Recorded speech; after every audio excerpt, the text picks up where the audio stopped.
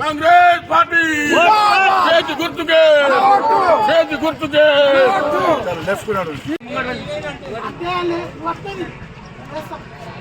అమరేషా Congress party आवाज हम साथ है ये मैडम डालो तुम्हारा मैडम भी डालो डालो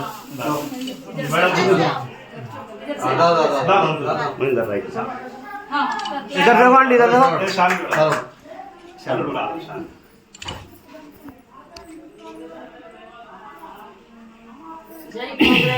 जय कांग्रेस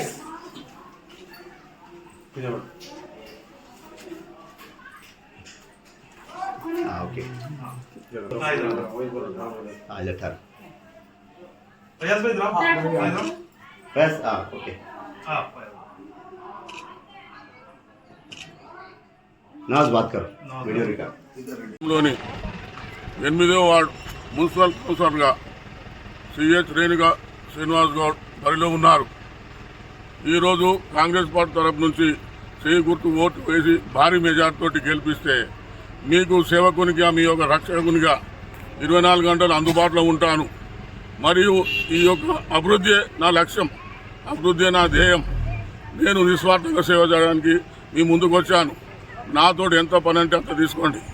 నేను ఎల్లవేళలా మీ అందుబాటులో ఉంటాను. మీ రక్షకునికి సేవకులు ఉండి మా నాయన చేసే పనులు గతంలో కీర్తి చేసిన సిఎస్ నరసింహగౌడ్ మాజీ మున్సిపల్ చైర్మన్గా ఉండే అతడు చేసిన పనులు ఇప్పటికీ ప్రతి గుండెల్లోని ప్రతి మతాల్లోనూ ఆ మతస్థులను అందరూ యాద్ చేస్తారు. ఇప్పటికీ ఆయన రూపాయి చేస్తే నేను ఆటానాన్న చేసి చూపెడతా అని ప్రతి ఒక్కరికి ఓటరు మహాశయులకు చేతులెచ్చి నమస్కరింటూ జై కాంగ్రెస్.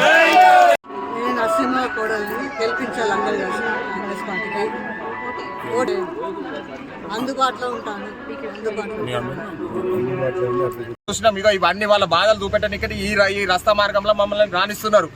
ఎక్కడ వేసిన రోడ్లు రాలేవు. ఇక్కడ మున్సిపాలిటీలోకి వెళ్తే అసలు మీరు ఇక్కడ ఓటర్ మహాశైలా అసలు మీకు ఎందుకు చేయాలి అని చెప్పేసి నానా మాటలు అనేసి చాలా బాధ పెట్టిన బాధ వాళ్ళు ఓటర్లు అందరూ చెప్పుకోవడం జరిగింది.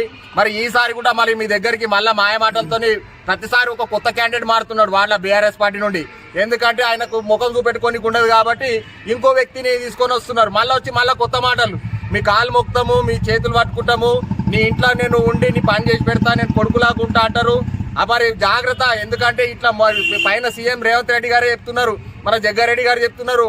మళ్ళీ మిమ్మల్ని మోసం చేయడానికి, మీ ఓటును దుర్వినియోగం చేయడానికి మరి మళ్ళీ మాయమాటలు చెప్పే వాళ్ళు వస్తున్నారు. జాగ్రత్తగా అని చెప్పారు. మరి మీరు అందరూ ఆలోచన చేయండి. మళ్ళీ మీకు అందుబాటులో ఉండేటోళ్ళు మరి ఎల్లప్పుడూ మళ్ళీ ఈ వాళ్ళ మన శ్రీనివాస్ గౌడ్ గారు ఉంటారు, అదేవిధంగా సిహెచ్ రేణుకా గౌడ్ గారు ఉంటారు, మరి మన రాములు గౌడ్ గారు ఉంటారు, మంజుల గారు ఉంటారు, రజక్ గారు ఉంటారు, వసీం గారు ఉంటారు, శంకర్ గారు ఉంటారు. మరి వీళ్ళంతా ఈ వార్డు వాళ్ళే, మళ్ళీ ఎక్కడోళ్ళే కాదు. మరి ఈ రోజు ఎక్కడికెళ్ళో ఉడతలు పట్టేటోళ్ళు మళ్ళీ అదేవిధంగా పిట్టెల దొరలాక ఎక్కడికెళ్ళో ఇక్కడికి వచ్చి మాకు ఆయన హరీష్ పంపించిండు, ఈయన ప్రభాకర్ పంపించిండు అని చెప్పేసి చెప్తున్నారు. మన గతంలో కూడా చెప్పారు, మళ్ళీ ప్రభాకర్ చెప్పిండు, హరీష్ చెప్పిండు, అందరు చెప్పారు. మళ్ళీ ఏమైనా అయినాయా? మీ బాధలు ఏమైనా తీరినాయా?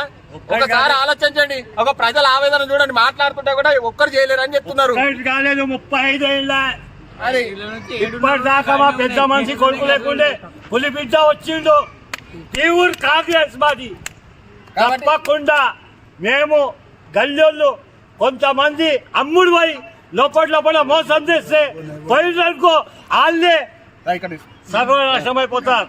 ఇటువంటి మనిషి దొరకరు.